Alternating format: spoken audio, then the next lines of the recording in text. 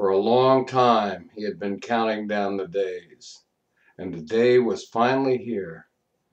The best day of all in the calendar of the Big Bad Wolf. It was Halloween 2011. The Big Bad Wolf got off the junk pile at the end of Water Street and looked around. Holy mackerel, he thought to himself, it's snow. There was snow everywhere, up and down. The Big Bad Wolf sort of enjoyed snow. He liked seeing his huge footprints in it. And as he tromped up Water Street, his heart grew light because he knew at the end of Water Street he would find his prey. He wanted to look in on Donut and LB, who had skunked him in the past, but this time, Halloween, he would have his way. Finally, the Big Bad Wolf, leaving huge footprints, arrived at 19 Water Street. He peeked in the window. Oh my goodness, thought the wolf, this is better than I thought. For disclosed inside the living room was a beautiful, round, cuddly bear with a big smile on his face. Oh boy, said the wolf, that will be my lunch. And he came closer and closer, and he slid open the window. The cuddly bear turned around and said, "Eek! It's the Big Bad Wolf! Spider up there!" And the wolf looked up. And when the wolf looked down again, the cuddly bear was gone. Instead, around the corner came a ferocious figure, a skeleton glowing in the dark. The skeleton scared the Big Bad Wolf so much, he slammed down a window and ran away and hid behind the Daniel Stone Inn. And as he trudged back to his house, he thought, oh my goodness, it's my favorite day, Halloween. And I was not able to eat that cuddly bear. I haven't had any lunch. And the wolf went back to his lair, and he strapped on the gift he'd gotten last Christmas from Mrs. Big Bad Wolf. It was a jet power pack.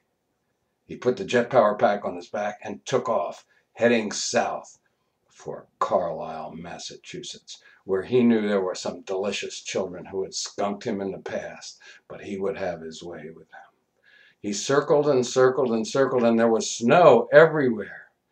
Everywhere there was snow, and the lights were out in a lot of places. And the wolf said, that's better for me to have the lights out, because I am the Big Bad Wolf and I like to sneak up on people. Well, the wolf arrived in Carlisle, Massachusetts, and landed on the roof of 315 Cross Street, which he knew to be the home of Saucepan, Clam, Magpie, and Snort. The wolf chuckled to himself as he tried to rise from the steep roof. But he was stuck. The wolf couldn't rise. He pushed and he pushed and he pushed and he pushed, and he couldn't rise. He was stuck to the roof. Oh my goodness, thought the wolf, this has never happened before. Usually the roof is warm, even when it's snowing. But the wolf had forgotten that the power was out, and the house at 315 Cross Street was very, very cold. The wolf was stuck, and it began to howl. He howled and he howled, and pretty soon out of the house came Saucepan, Clam, Magpie, and Snort. Saucepan was the first to see the wolf up there. Look, she said, it's the Big Bad Wolf. It's on our roof. Clam looked and said, I don't think that wolf is moving very much. Magpie started to laugh. He's stuck to the roof, said Magpie. He can't move at all. And Snort snorted and snorted and snorted. And the children watched, and they began to taunt the wolf, and they began to throw snowballs at the wolf, and the wolf couldn't do anything at all. The poor wolf was stuck to the roof. He was stuck to the roof for 2 days and 2 nights, and the children went back inside and had a nice toasty time in their beds.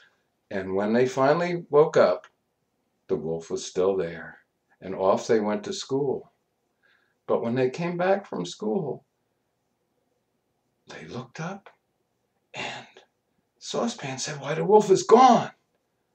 Indeed, the power had come on, the roof had gotten warm, and the wolf had slunk back to his lair and wouldn't be bothering those children either at 19 Water Street or at 315 Cross Street for a long, long time.